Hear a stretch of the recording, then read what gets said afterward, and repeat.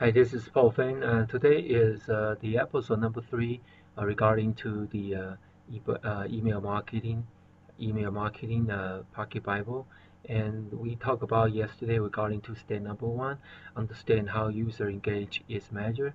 We talked about step number 2, email technology setup, and we talk about all the different. Remember that dedicate IP address, you use a different domain whatever domain you use for using email address such as, and then it's better to use people name or sender, etc. So basically that's very important. Step number 3 we're going to continue talking about is feedback loop. After initial setup, check if your setup is okay with MX20 boxes. Google check MX, have a feedback loop system in place. A feedback loop to allow you to be notified when all major ISP every time an email user report you as a spam. So this will allow you to automatically or manually remove email from your list. So one of the worst things you can do nowadays is to keep sending email to a user who has marked you as a spam. So good email sending service provider will automatically set up the feedback loop for you. For example, if you use the SendGrid, MailGrid, don't worry, they will do it. And or other like send, quick send so many different tools.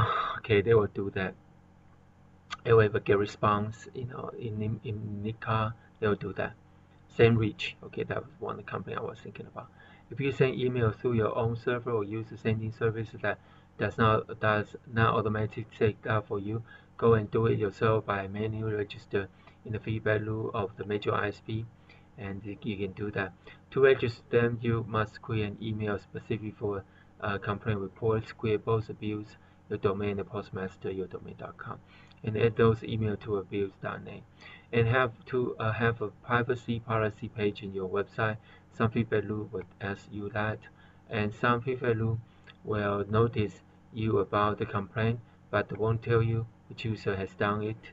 You know, which will help you identify which user to remove from your email list, right? So it's important to add a recipient email address automatically, and in the time of each message, and this email was sent to the just because you have subscribed to our newsletter, etc. So if you have having program and with Gmail, you can conduct through you can conduct through this page. And if you are having problem with Hotmail, you can contact them through this page. And they usually don't answer you, but I think they'll consider it somehow. And step number 4, email formatting, content, and frequency. If you watch better delivery, try to balance text and image ratio. And more text you have, less image, the better always, right? Use Google bulk sender list as a guide if offer great device. 3.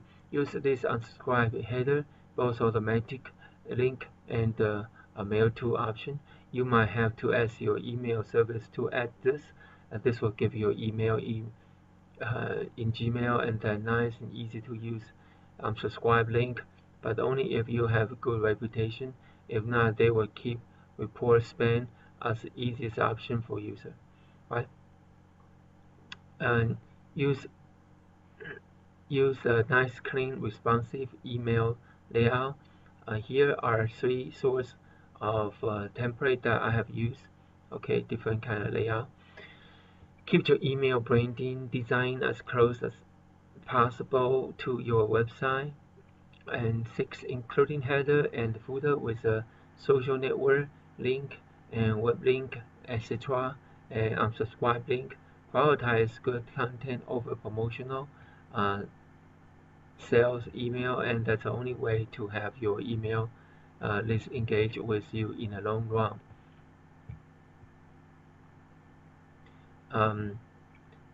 So you need to have good content over promotion sales email, right?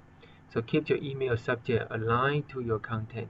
If you play with subject with open rate objective but fail to deliver aligned content, prepare for the higher complaint rate, right? So Use a welcome email to align with the user communication frequency and content. It's also good to allow users to switch from daily to weekly or monthly email. Ask users to add your company email to their contact list and take it out of a promotional inbox, right? Nice example from copy hackers asking users to move their email to a primary folder in Gmail. So, step 5. Lead generation and email list management. Okay, you have to avoid sending to incorrect email address at all costs. Although it might be a simple typing error, but from those ISP, they will think that you have purchased email lists with a lot of nonsense email used to blow list, or that you are inserting inactive email who won't report your email as spam. So your list should never have over 5% of inactive disengaged user. So to help you with that, there are some tools on the market such as Keepbox, Bright Verify, and Verias. Mailgun offer free API email validator that you might want to try, and many of those services allow you to verify email right at the opt-in form, which saves you time and let user connect mistyping, but the verification may take up to 3 seconds and may impact user experiences. Always use a checkbox. Remember to that it's unchecked to ask user to confirm that they want to receive new status or promotional email, and always use double opt-in email to validate user intention and engagement. And trust me, although this may reduce your conversion, 7. All these steps are also important to avoid Microsoft spam trap or other people's spam trap. Create a routine of this cleaning. For example, you should remove any email address which has not engaged with your email for more than 3 months.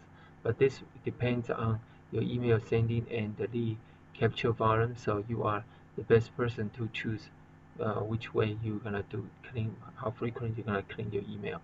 Do not send more than 1 email a day. Although this may seem obvious, but I know lots of people send more than one, and I do too. And I try to send as many as possible. So I buy a multiple email account. Subscribe multiple email accounts. It's just using 1 or 2. You can using 4, 5, 6, 7, 8, 9. I saw people have more than 10 email accounts.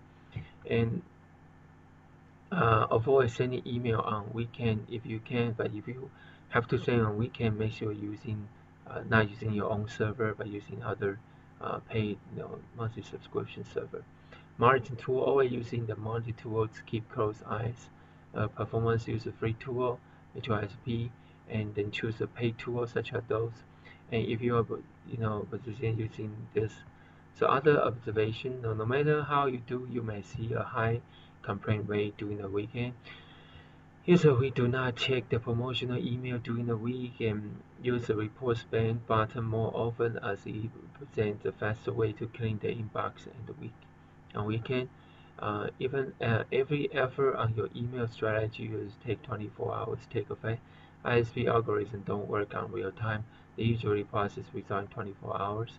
So Hotmail Live Outlook is the worst ISP to deal with nowadays. They represent a big portion of your email list. You really have to consider investing in Return Pass certification. I'm not sure how Return Pass have learned the deal partnership with Microsoft. So a note on email certification. If you want to make email delivery a priority, you should invest in email certification service. The most famous one is Return Pass. If you follow all the steps above, you'll be a piece of cake to get certified. The other option out there is SureEmail, but it seems to not have much effective with Hotmail. And to avoid high cost with certification, you may consider certification of only one dedicated IP designed to Microsoft CPM. So how to get back into the inbox? First, understand that this is possible. And what we do is do all the steps above. Monitor all your feedback loops every single day, and you take out complainer email address. Use inbox monitor tool to correct wrong decision, content, subject, etc. as fast as possible. Send email only to engage content. This means reduce our email list from 200,000 to 20,000. It's hard, but it was the only way to start reverting our domain reputation ISP. Keep volume consistent. Don't vary too much your sending interval and volume. Don't send email on the weekend. Create a re-engagement strategy and send it to very low number of email. If you see bad result, consider building your email list from the ground up. Wait, be patient, and test a lot of different content strategy to improve engagement. And after 2 weeks of the first sign of improvement, start capturing the leads again with all the best practice in place. Have in mind that your master objective is engagement, period. Okay, so that's it. Uh, so if you still want to use this third-party system, you can actually using those supply system, MailChimp, Weber for automation system, e-commerce system, also some cool tool and some tool. Final notes, okay. Like it or not, this is new level of governance you must adopt in order to deliver your company email to user inbox. If your level are still okay, recommendation about might improve it to even better level. And if you are not delivering well, keep in mind that it takes time, 3 to 4 months to get out of this hole, and very distraction, but it does refer to get back to a good level. Well, that's it, and hope that help you somehow. Thanks so much for watching this video. Have a very blessed day. Thank you. Bye bye.